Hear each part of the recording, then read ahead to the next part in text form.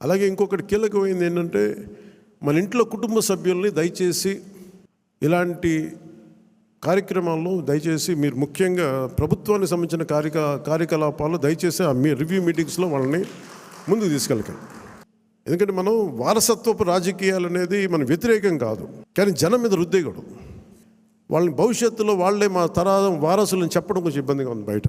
ఎందుకంటే అలాంటప్పుడు నేను కూడా నా పిల్లలు ప్రమోట్ చేస్తూ కూర్చుంటే ఇంకా దీనికి కొత్తదనం ఎక్కడి నుంచి వస్తుంది చెప్పండి, ఇబ్బందిగా ఉంటుంది. అది సహజంగా మీ బిడ్డలు మీరు ఎదగాలని కోరుకుంటున్నాం. రాజకీయాలు వస్తే నాకే ఇబ్బంది లేదు.